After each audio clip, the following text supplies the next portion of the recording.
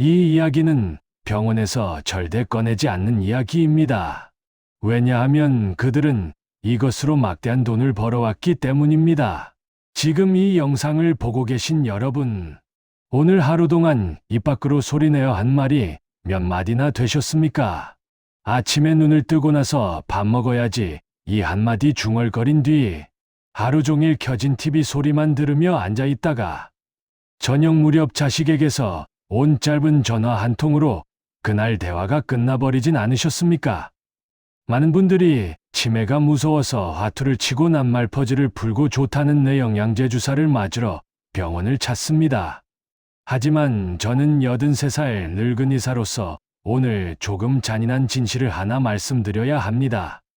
여러분이 비싼 돈 들여 뇌 사진을 찍고 약을 한 움큼씩 챙겨 먹어도 이것을 하지 않으면 여러분의 뇌는 지금 이 순간에도 조용히 마르고 쪼그라들고 있습니다. 의사들은 이 말을 잘 안 합니다. 약 처방전 한 장 쓰는 것이 긴 설명을 하는 것보다 훨씬 편하기 때문입니다. 환자분들도 그게 무슨 치료냐 이렇게 반응하시는 경우가 많습니다.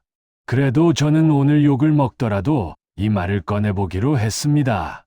여러분의 뇌세포를 죽이는 진짜 범인은 나이가 아니라 닫힌 입입니다. 입을 다무는 순간 뇌로 올라가는 혈관의 문도 조금씩 닫히기 시작합니다.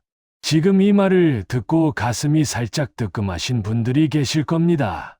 늙은 사람이 혼자 사는데 누구랑 말을 하느냐? 밥은 늘 국에 말아 후루룩 넘기지. 씹기도 귀찮고 틀리도 불편한데 죽이나 먹고 살지 뭐. 이렇게 스스로를 달래며 조용히 입을 닫고 사시는 분들 말입니다.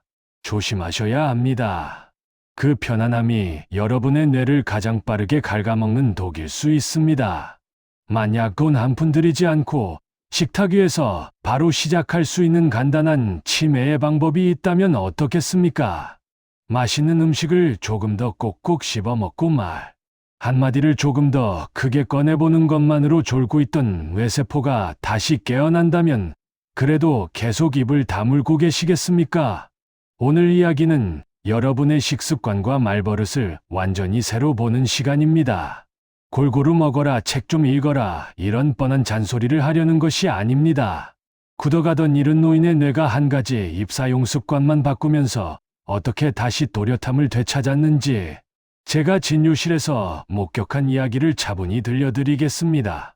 먼저 지금 여러분의 뇌가 어느 정도로 굶주려 있는지 아주 간단한 검사를 하나같이 해보겠습니다. 지금 양쪽 귀 밑 턱이 꺾이는 부분을 검지손가락으로 가만히 짚어보십시오. 그리고 조용히 어금니를 힘주어 꽉 물어보십시오. 손끝에 단단하게 불룩 올라오는 근육이 느껴지십니까? 그 근육이 묵직하고 탄탄하게 만져진다면 그래도 아직 뇌에 피를 보내는 펌프가 어느 정도는 버티고 있는 것입니다. 그런데 힘을 꽉 주었는데도 손끝이 흐물흐물하기만 하거나 힘이 잘 안 들어간다고 느껴지신다면 죄송하지만 여러분의 뇌는 지금 영양실조 상태일 수 있습니다. 씹는 근육이 약해졌다는 것은 뇌로 피를 힘차게 올려보내던 펌프가 기운을 잃어가고 있다는 뜻이기 때문입니다. 이제 입을 닫고 살다가 치매 문턱까지 다가갔던 한 할머니 이야기를 조금 자세히 들려드리겠습니다.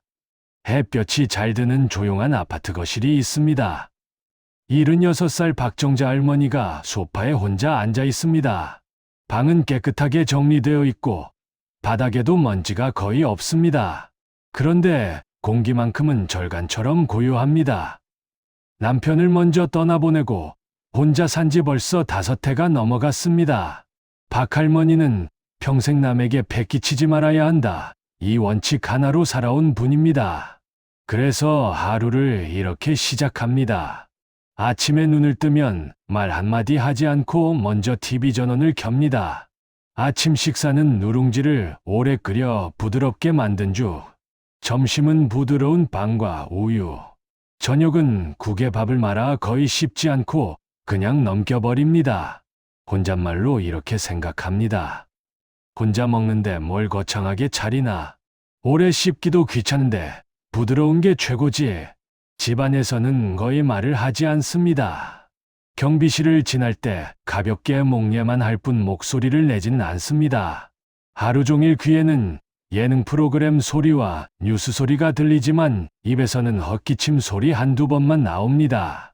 자식들은 이렇게 생각합니다. 어머니가 혼자서도 방을 잘 치우고 제때 병원도 다니니 아직은 건강하구나. 할머니도 스스로 이렇게 말합니다. 나는 그나마 괜찮게 늙어가는 편이지. 술도 안 하고 담배도 안 하고 많이 먹지도 않고 소식하고 사니까. 그런데 어느 날부터 작은 이상이 하나씩 생기기 시작합니다. 자주 가던 마트에서 나오는데 집으로 가는 길이 순간 헷갈립니다. 매일 다니던 길인데도 사거리에서 서 있으면 갑자기 어떤 길로 가야 할지 머릿속이 하얗게 비어버립니다. 말도 잘 나오지 않습니다. 입에서는 분명 무언가를 말하고 싶은데 단어가 혀끝에서만 맴돌다가 밖으로 나오지 않는 날이 늘어납니다. 밥을 하려다 전기밥솥이라는 말이 생각나지 않아 그거 있잖아 밥 짓는 그거 이렇게만 중얼대다가 결국 며칠 동안 기운이 쭉 빠집니다. 무서워진 박할머니는 혼자 끙끙 앓다가 결국 제 진료실로 오셨습니다. 선생 나 치매 온 것 아닙니까?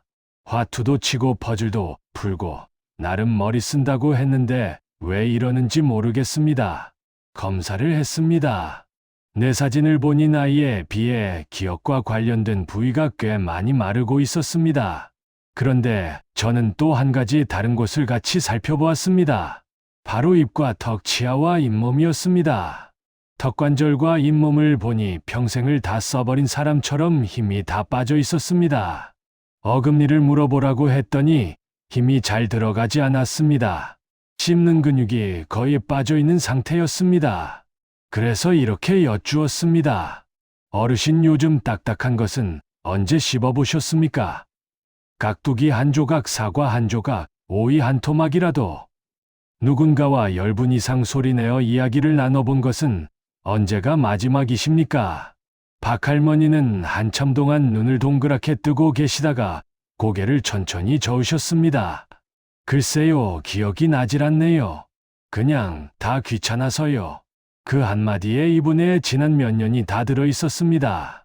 이분은 조용히 사는 것이 몸에 좋을 것이라고 믿고 있었지만 실은 조용히 사는 것이 아니라 입을 지독하게 굶기고 계셨던 겁니다. 여기서 많은 분들이 이렇게 말씀하실 수 있습니다. 그러면 뇌영양제라도 좀 더 먹이지 좋다는 약을 더 써보지 그랬냐고. 그날 저는 박할머니께 그런 약 대신 조금 엉뚱해 보이는 처방을 한 장 써드렸습니다. 첫째, 식탁 위에 딱딱한 친구를 한 가지씩 올리기. 밥상 옆에 생오이나 당근을 얇게 썰어놓고 하루에 서너 조각씩 꼭꼭 씹어 드시도록 했습니다. 깍두기 한 조각이라도 그냥 꿀꺽 삼키지 말고 30번 이상 씹어보자고 했습니다. 둘째, TV를 볼 때 입을 닫고 앉아 구경만 하지 말고 아나운서가 있는 뉴스 문장을 한 줄씩 따라 읽어보게 했습니다. 드라마를 보다가 배우가 하는 중요한 대사 하나를 골라 소리내어 따라해보는 것도 숙제였습니다. 저는 박할머니께 이렇게 말씀드렸습니다. 어르신, 뇌영양제 주사는 잠깐 뇌에 영양을 올려보내줄 수는 있습니다. 하지만 씹는 근육과 말하는 근육이 그대로라면 그 영양은 머리에 금방 스쳐 지나갑니다. 우리가 무언가를 아작하고 씹는 순간 그 충격이 치아를 타고 턱의 신경과 근육을 지나 뇌로 올라갑니다.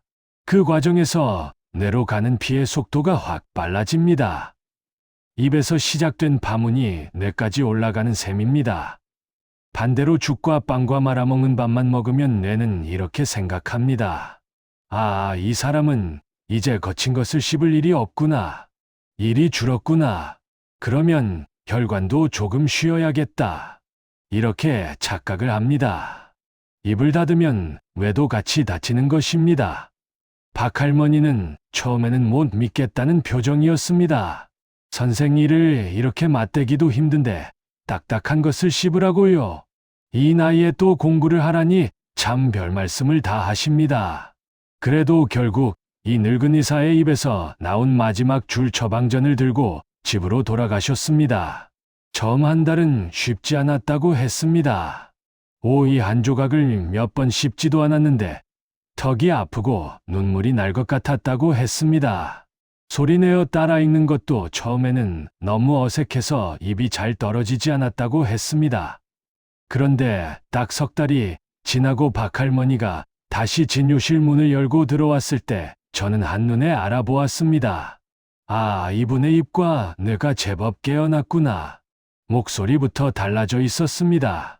선생, 나 요즘 버스노선을 다시 외우기 시작했습니다. 저번에는 마트 갔다가 집 오는 길도 헷갈렸는데 요즘은 길이 선명하게 보입니다. 얼굴에는 옅은 홍조가 돌고 있었습니다. 눈빛에는 예전에는 없던 반짝임이 있었습니다. 무엇보다 턱 근육을 다시 만져보니 전에 비해 훨씬 단단해져 있었습니다. 어금니를 꽉 물어보라고 했더니 손끝으로 뚜렷한 힘이 느껴졌습니다. 박할머니가 웃으면서 이렇게 말했습니다. 선생, 생각해보니 그동안 저는 몸은 밥으로 살려놓고 뇌는 굶겨왔더라고요. 입을 안 쓰니까 머리가 멈춰 있었습니다. 요즘은요, 경로당에 가면 제가 제일 목소리가 큽니다.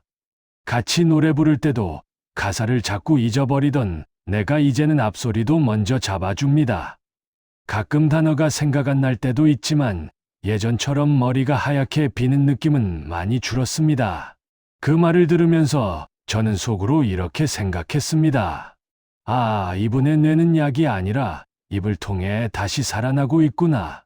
여기서 한 가지 더 분명히 말씀드리고 싶은 것이 있습니다. 치매는 단 한 가지 원인으로 생기는 병이 아닙니다. 나이, 유전, 혈관 질환, 머리를 다친 경험 여러 가지가 얽혀 있습니다. 그러나 제가 여든 넘도록 진료를 하며 본 바로는 입을 적극적으로 쓰는 습관이 있는 분들이 그렇지 않은 분들보다 뇌가 훨씬 더 오래 또렷하다는 사실입니다. 요약하면 두 가지입니다. 하나는 잘 씹는 이, 하나는 자주 말하는 이.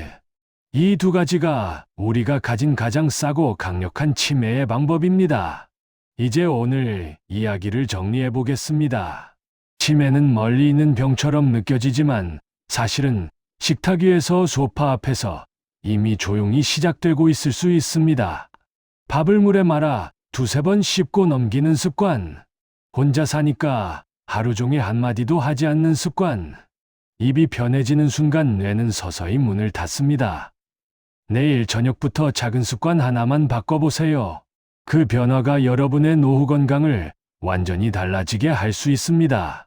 밥 한 숟가락을 더 오래 씹는 습관.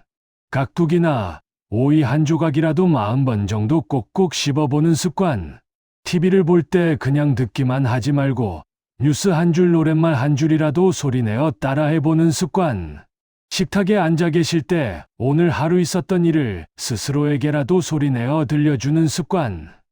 이 사소한 움직임들이 당장 내일 머리를 번쩍 똑똑하게 만들지는 못할지 모릅니다. 하지만 오래 두고 보면 같은 나이인데도 누군가는 침대 위에서 사람 얼굴과 길이름이 하나씩 사라져가는 길을 걷고, 누군가는 조금 더 오래 손주 이름을 부르고 버스 노선을 기억하고 사소한 농담에 함께 웃는 길을 걷게 됩니다. 저는 83살 노인병 전문의 장영수입니다. 진료실에서 입을 닫고 늙어가는 분과 입을 끝까지 움직이며 늙어가는 분을 수없이 보았습니다. 이 영상을 보고 계신 여러분만큼은 치매를 두려워하기만 하는 자리가 아니라 지금 내 입에서 시작되는 작은 움직임으로 뇌를 깨우는 자리에 서보시기를 이 늙은 의사가 조용히 응원합니다. 이 이야기가 도움이 되신다면 구독과 좋아요로 함께 해주세요. 여러분의 건강한 노후를 응원합니다. 그리고 지금 이 영상을 어디서 보고 계신가요? 병실인가요? 안방인가요? 댓글에 남겨주시면 제가 직접 답글로 친절히 도와드리겠습니다.